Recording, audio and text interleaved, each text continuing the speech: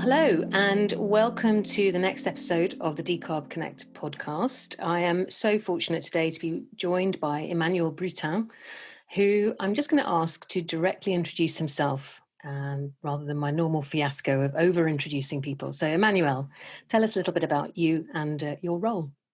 Good afternoon, Alex, and I'm delighted to be here, and thanks a lot for the invitation. So I am Public Affairs Director for Cembureau. Cembureau is actually the Association for the European Cement Industry. So our members are national cement associations from across the EU and a bit beyond. And in my current role, I'm basically responsible for communicating about our industry, and also I'm in charge of European advocacy. So in terms of my own background, I've been working on energy and climate change issues for about 15 years in Brussels.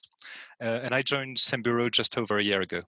Okay, so I know that your background is not, as you say, it's a broader kind of policy and climate background. Tell us a little bit about, I know you were at National Grid before, and just give us a little bit of the flavour of some of the climate work you've done, and then we'll dig into Cembureau and what your views are from there.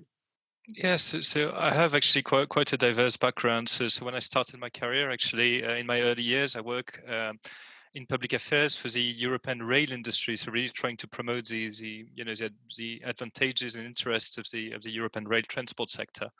And following this, indeed, I've been working for National Grid, so representing them in Brussels for the past 6 years. And then my focus was very much about how we can have policies which further the integration of renewable energy into the European energy system. And it's true that when I joined Cembureau over a year ago, it was a very different challenge, because previously I had worked, for industries like rail or like the renewable energy, which were very much in industries which were defended by the European institutions, whereas obviously joining the cement industry, there is a big challenge around industrial decarbonization and reducing the CO2 emissions from the sector. So today then, our focus is on the Green Deal. So should we kick off with just your view, your perception of like what has been the reaction to the EU Green Deal from industry? Tell me about what you're seeing, what you're hearing, and maybe your own view on it as well. So, when I joined Cembureau just over a year ago, this was really something I was wondering about. How would the industry react to the Green Deal and to the challenge of carbon neutrality? And as you said just a few seconds ago, I've actually been quite impressed by the reactions from the European cement industry. In fact, from the beginning, when the European Green Deal was published and when carbon neutrality was erected as an objective for the European Union, the position of our boards and of the CEOs of Cembureau was very much to take a proactive position and indeed basically see how the sector could really fit into this objective and really contribute to the European Green Deal. And of course, we will come back to this a bit later when we discuss our carbon neutrality roadmap. But that's a very important document which we published just a few months after the European Green Deal. And I think this trend towards proactive positioning and very positive reactions from the industry translated into Cembureau's work, but also in the work of our member companies. So, if you look at what happened in the past year within the industry, you see a tremendous amount of change. You've seen all the big, major European cement players adopting CO2 emission reduction targets by 2030 or 2050. You've seen the launching of new products. Many of our members have launched, low carbon cement, low carbon concrete as well. And you also see this in terms of the pace of investments has also fastened to an extent which honestly surprised me. So if you look at carbon capture, for instance, today, our members are really investing very significant amounts of money towards this technology. So on the whole, I was really, really glad actually to see that the industry was being so proactive. Obviously, as you know, the podcast gets a sort of fairly international listener base. I know everyone listening to this, there's of course, everyone's going to know the Green Deal and its basic premise, but can you just highlight like what are the sort of, the main areas that present a challenge, but, one that the industry is up for, but where do you see the main challenges coming from in what the EU has laid out so far? Well, I mean, clearly the biggest challenge, especially when it comes to the European cement industry, will be to be reaching carbon neutrality by 2050. And that's a very, very ambitious objective from the European Union. It doesn't mean that every single sector will have to be carbon neutral by 2050, because we also have some carbon sinks like forest absorbing CO2, for instance. But however, it means a very strong effort will be expected from all the sectors. And this, I think, if you look at cement, which accounts today, I mean, you have different figures, but it's between 6 and 8% of worldwide CO2 emissions. In itself, it's a very significant challenge.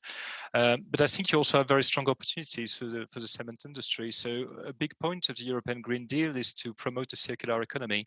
And I think we'll also come back to this a bit later, but the European cement industry is very well positioned actually to play a central role in this objective. Okay.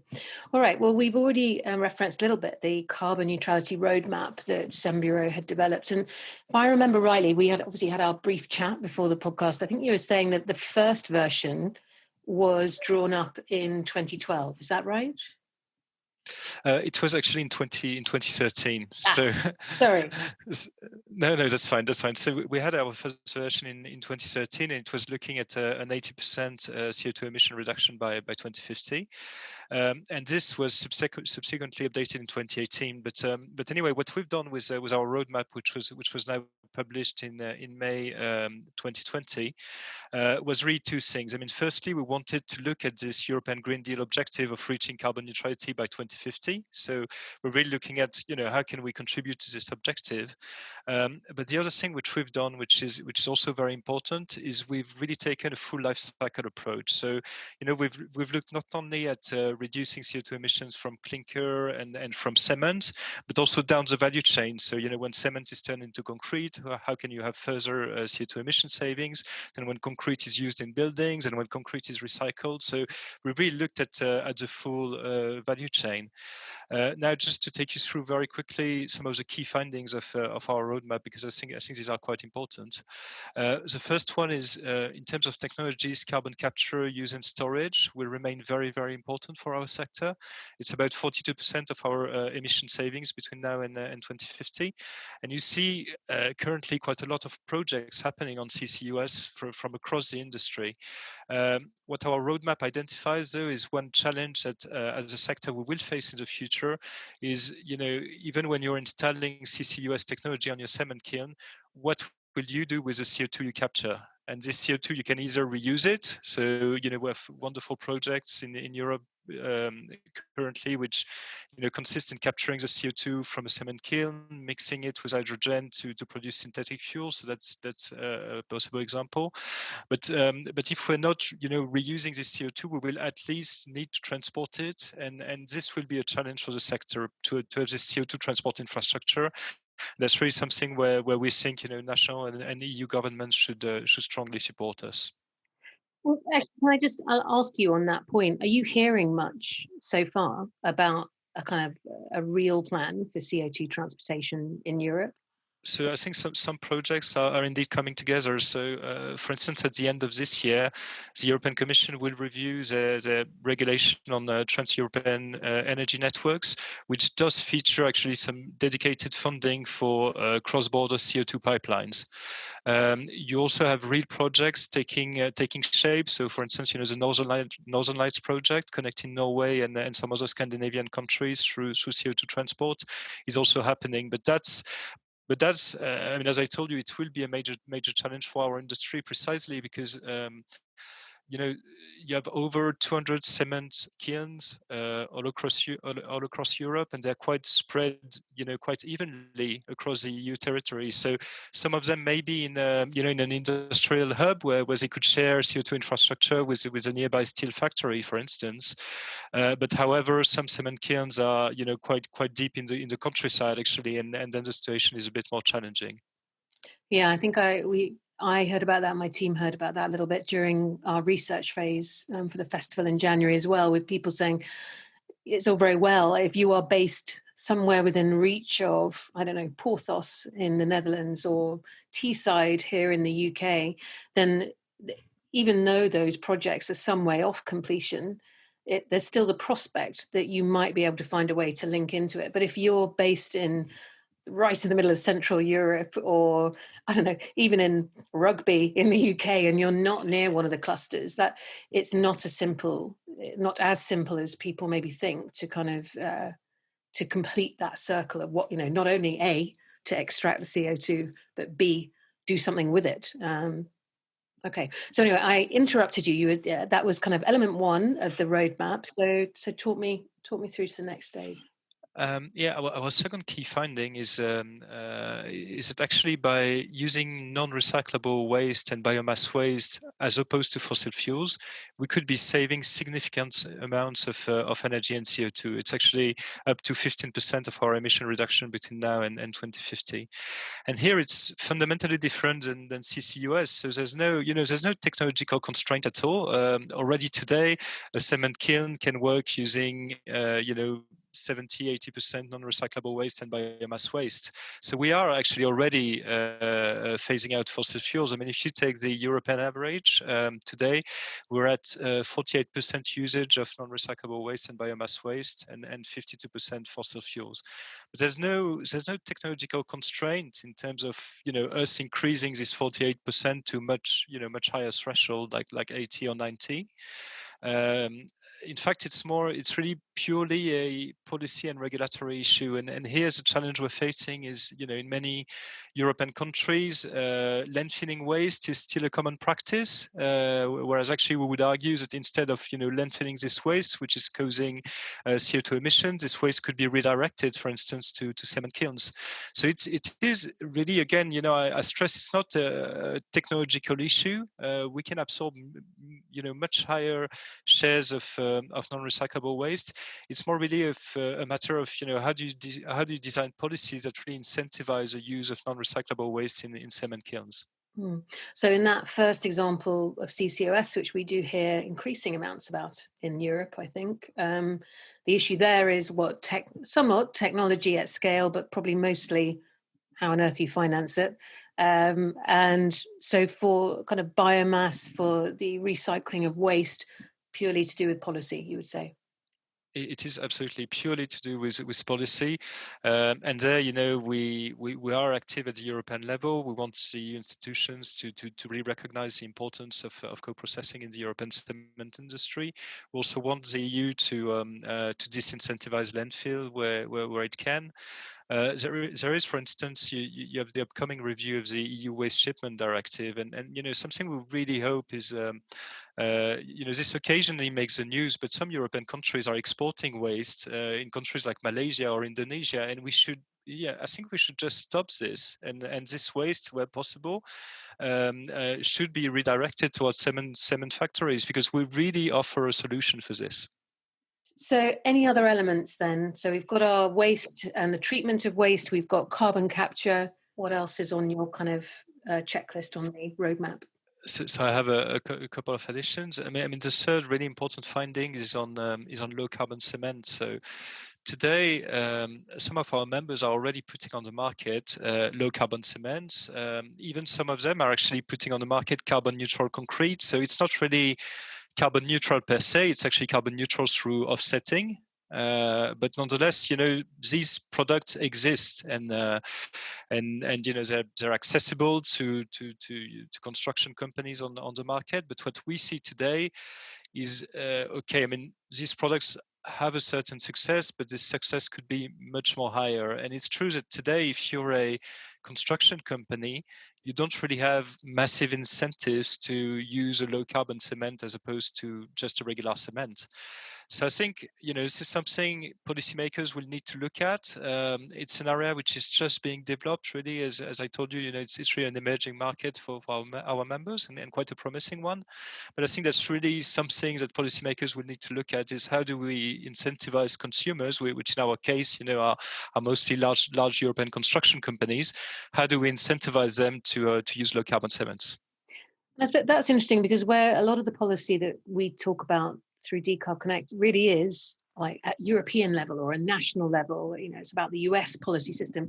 Something that type of policy you're referring to could be local. It could be a council-led incentive. It could be local government and more local-led initiatives about both, I guess, domestic housing that's being built or infrastructure projects. Are you seeing any kind of movement in kind of more regional or local policy, or just not yet? I think this is really burgeoning, but I am aware of certain projects where, it's more, municipality wants to build a specific building, let's say a new museum, for instance, and they really want it to be zero carbon. Then indeed they would procure this carbon neutral concrete for that specific purpose. But I think, your comment is interesting, also because public procurement can be a way actually to incentivize those low carbon cements, and that's something I think the European Commission will be looking at. There's a due to revise the EU green public procurement rules, so I assume this could actually be part of the scope. I mean, I'm just thinking it's all kind of in the UK news at the moment, obviously about our kind of big rail investment that we're making here. Also the kind of expansion of Heathrow, and that's just on my, those two are on my mind because it's what I hear in my national news. But I mean, if those projects were geared to or rewarded the use of low carbon product, then that starts to make a big shift, because there's no reason other than financial, right, why construction or big projects wouldn't use these products. Yes, that's correct. I mean, the reason is financial. But even then, I mean, that's also, it's also an interesting thought to see that actually, when you look at the cost of construction product in a building, is actually not so huge as compared to other costs. So that's also something to factor in. That indeed, if you're using a lower carbon cement, probably it will be more expensive than a regular cement. But overall, those costs, as I understand it, are not enormous if in the bigger cycle of things. Okay, and then the last chunk of your roadmap.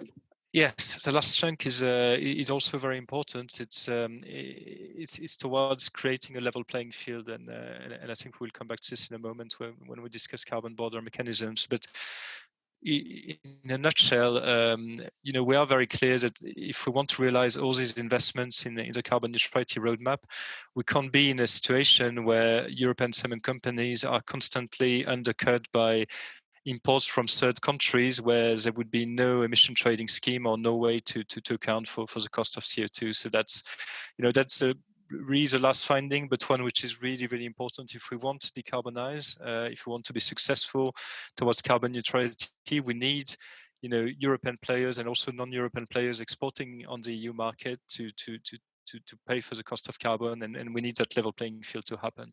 And at the moment, what's the state of play with that? I mean, I guess there is, because the Green Deal is sort of still new and still coming to place. Is there no kind of mechanism for managing that right now?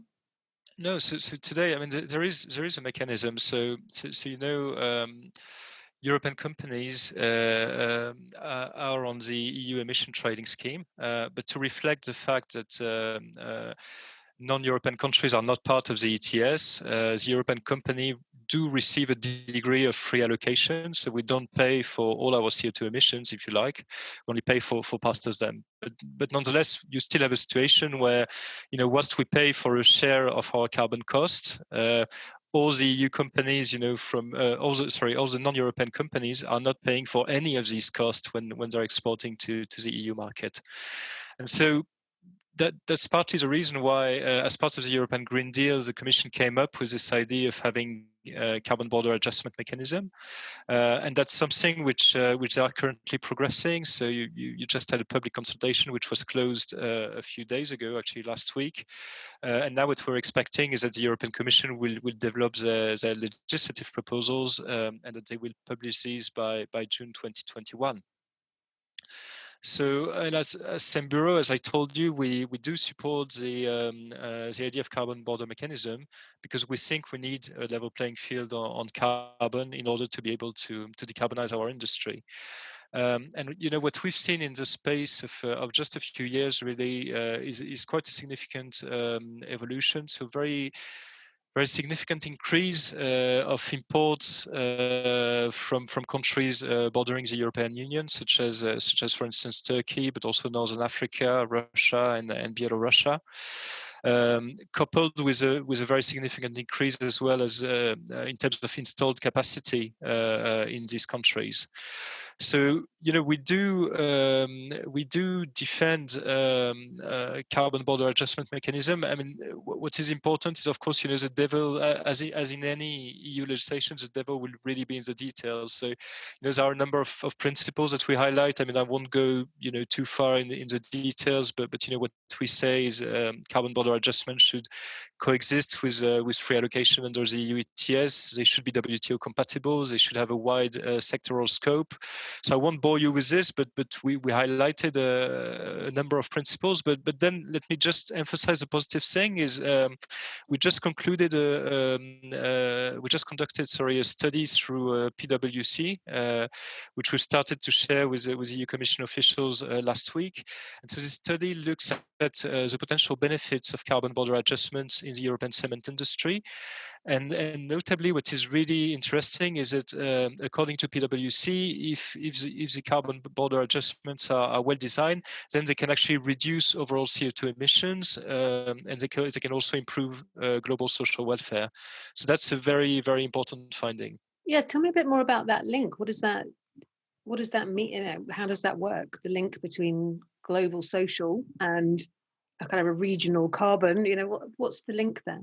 So the link, I mean, what PwC have done is basically they calculated the situation of our industry in the coming years between 2020 and 2030, and how we would be facing a risk of carbon leakage. When carbon leakage, happens whereby European production is displaced in neighboring countries where most often this results in higher CO2 emissions because those neighboring countries are not subject to the same CO2 constraints.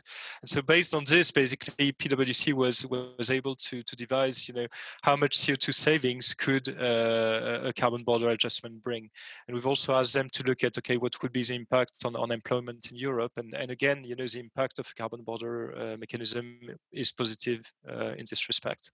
That's the kind of the lie of the land for carbon border adjustment and carbon border mechanisms. But in very practical terms for me, the layman, what might that look like? So is that, were you saying that it's an addition to the ETS and would be sort of part of that, or did you just mean it was going to be similar in its the way that it would work?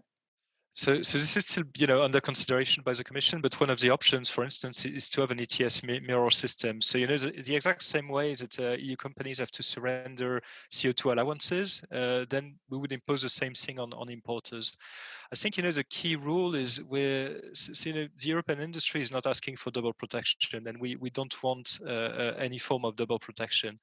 But I think the bottom line is, if European suppliers are paying, be it 10 euros per ton of CO2 or 30 euros per ton of CO2, or maybe tomorrow, if the ETS jumps the roof, maybe 80 euros per ton of CO2, we would like basically importers to pay the exact same price. So it's really about, having a level playing field. It's not about having double protection. It's not about protectionism at all.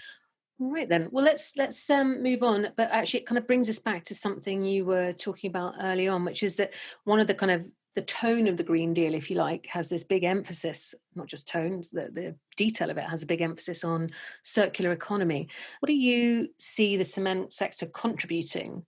Everyone talks about cradle to cradle as being the kind of key phrase of circular economy. So tell me a bit about what do you see as the potential for the cement sector to really get involved in that? Actually, I think the European cement industry is really at the heart of circular economy.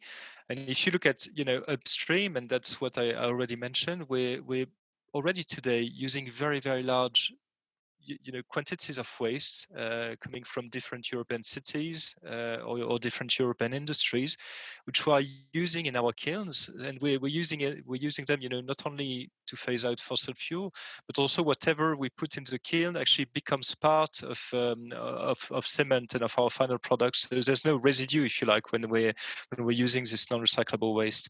So that's really our key presence upstream. And then downstream, if you look at cement's end product, which is concrete. Concrete is actually a fully recyclable material. So it's not recyclable into new concrete, but it's recyclable into new aggregates, so which you can then use to produce concrete. Or it's also recyclable in in my home country, France, they use it quite a lot to recycle it into aggregates for roads, basically.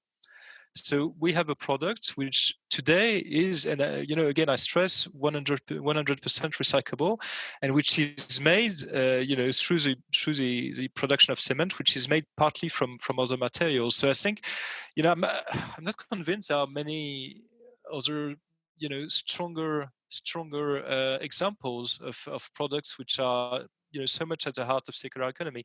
I mean, yes, we have the example of glass, which can be made of recycled glass. But we don't have so many examples of an industry like cement, which is using waste from other industries, bring it into the production process, and then at the end of the day to have a final product which itself is recyclable. But now, I mean, we already covered a bit the idea of co-processing and using alternative fuels. But as I told you, that there are different policy measures to support this. When you look at the recyclability of concrete, there is also a big chunk of effort, I think, that could be made to ensure that we recycle all the concrete which is available. We had an event a couple of weeks ago in the European industry, and one of my members said, when I see a building about to be demolished, I see potential raw materials for my business. And I found this really, really interesting. And I think we need to support this spirit of really looking at how can we do more to recycle concrete. So what is so if that's the case is, as you say, it's already 100% recyclable. What is the reason for it not being then? Is it purely economic, or is it that value chain, somehow those links don't exist? What's the barrier right now, like this year, next year? What prevents that from happening now? Yeah, that's a very good question. I think some countries have better policies than others on this. I mean, again, I think my home country, France, is a good example of You're very biased, Emmanuel, and I'm worried about the amount of French flag waving. But no, carry on.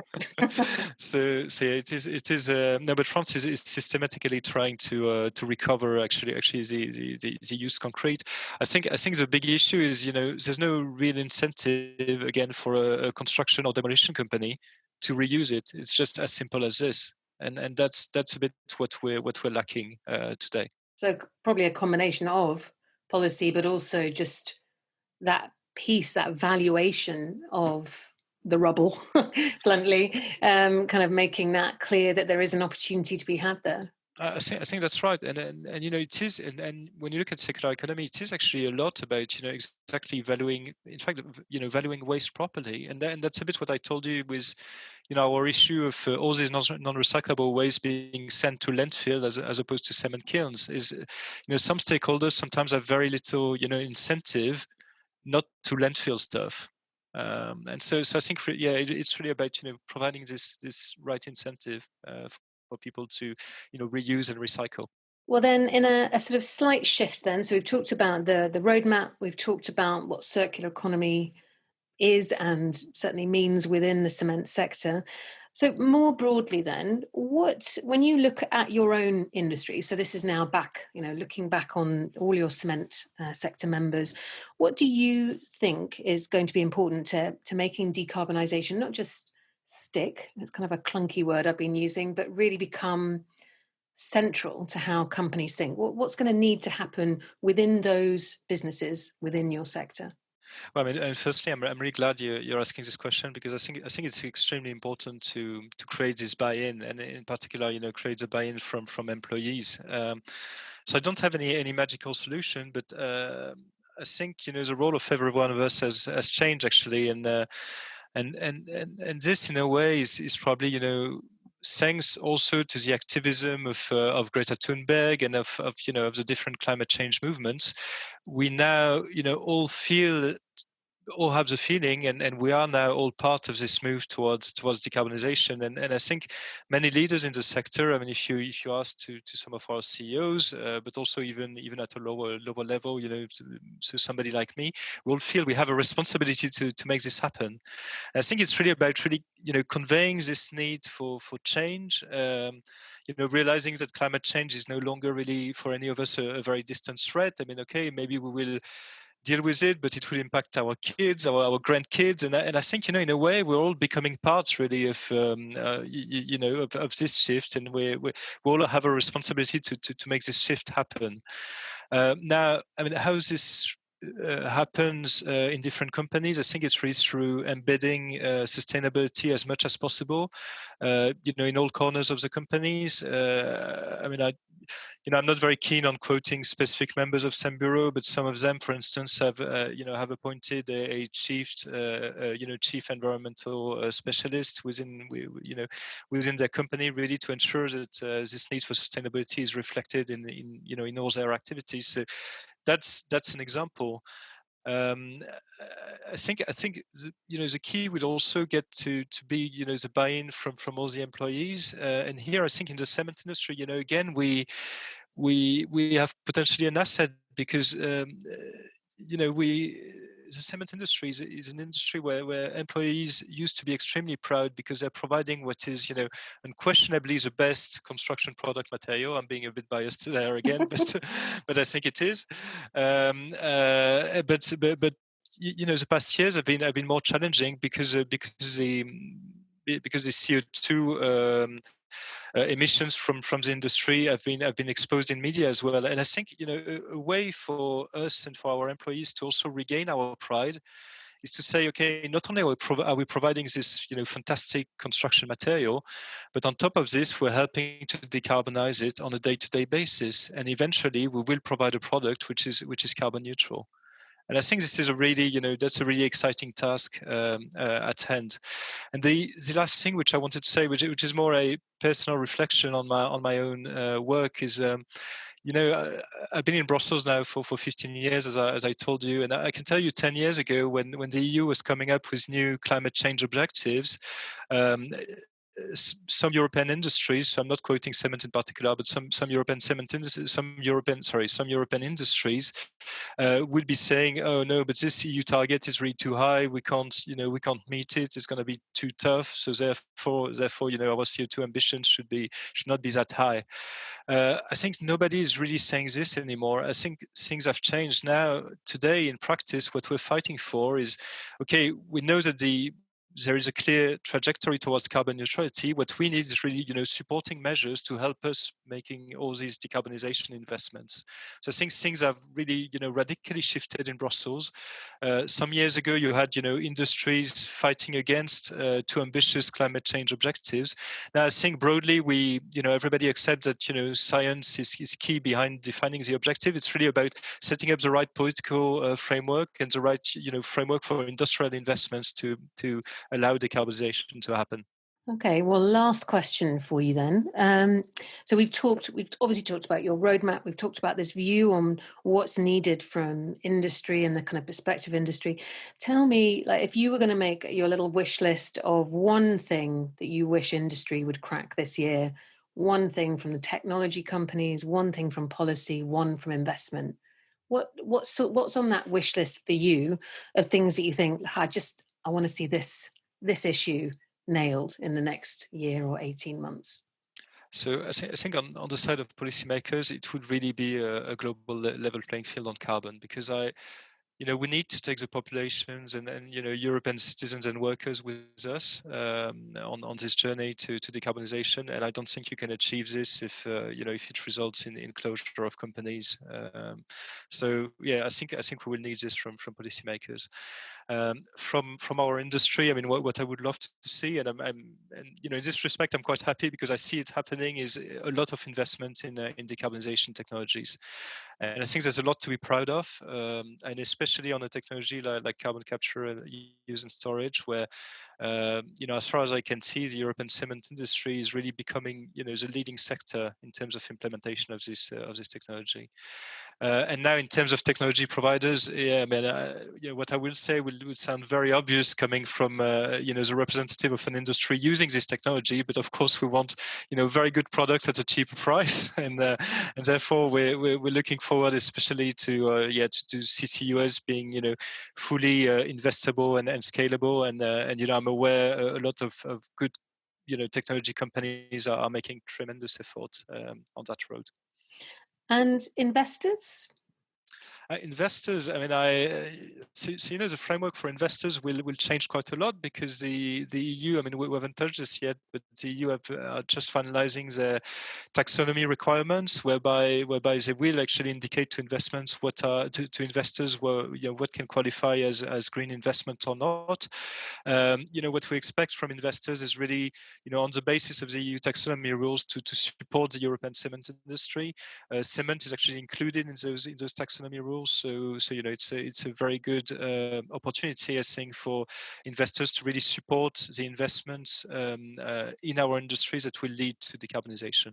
Emmanuel, thank you so much. Mostly for giving me your time, but also good, detailed answers, which is what we love when it comes to policy, because I think policy has the ability to clarify or totally obfuscate. And I would hazard a guess that for some people, the Green Deal has done both, but I think that was a really useful overview. So thank you.